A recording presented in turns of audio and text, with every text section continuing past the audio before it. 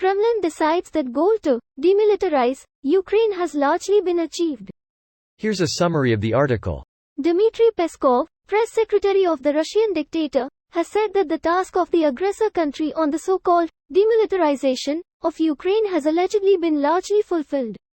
As Putin said yesterday, one of the tasks was to demilitarize Ukraine. In fact, this task is largely completed. Ukraine is using less and less of its weapons. And more it uses the weapon systems that Western countries supply it with.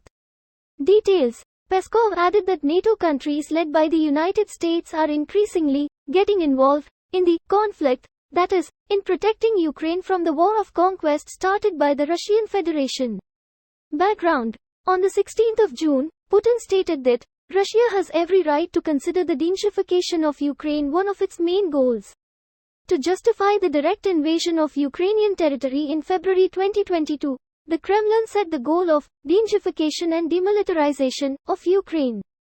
The conditional goals of the special military operation to justify the war with Ukraine were repeatedly changed in the rhetoric of the occupiers. This post received a score of 21,000, with an upvote ratio of 93%. Here are the top comments in response to this article. Is this attempting to be an out? To just pull back and act like this never happened? The recent public comments from Putin seem to be moving the Russian public in that direction. He knows the counterattack is about to cut his army in two and Crimea is fucked when that happens. Yup. And if that happens, they can cut off the army to the south and Crimea, then they can take out the Kerch Bridge. Half of the forces there would be completely cut off from resupply. They'd have to take like 150k prisoners though. It's war. Do they? Edit. I read a relevant part of the Geneva Convention. If they surrender, they do need to become POWs. Any of them who surrender would have to be taken as prisoners or released. If you're suggesting killing them, then that would be war crime. And before someone says, but Russia commits war crimes, part of Ukraine's strategy in this whole thing is maintaining Western support, which could be strained if they stoop to Russia's level. They could always be used as a part of some prisoner exchange. I wouldn't be surprised if the US or other countries would be happy to take them in exchange for being able to use them for any negotiations with Russia. Till, thanks for taking my question seriously.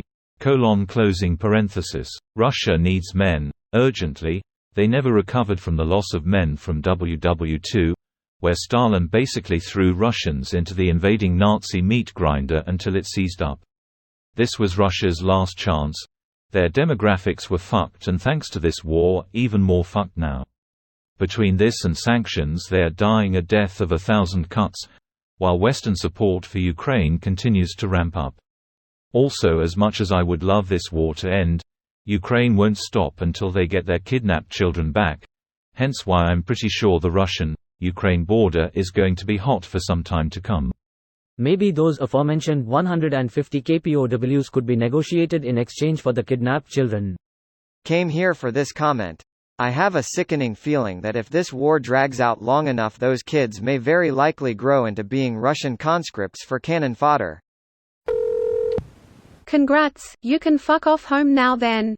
I really hope no one does business with Russia anymore, and this leaves a long-lasting stain on their shithole government. Sadly, the minute they are allowed to, you will see companies pour back into Russia. Spoiler, a lot never actually stopped doing business with them. Yup, a lot of them just made shell companies and rebranded their stores there, while getting to claim they left and avoid penalties. This video was automatically created by Reddit to speech. The article and comments in this video were selected from Reddit according to their upvotes, and any paraphrasing was performed by smmry.com, without any human intervention.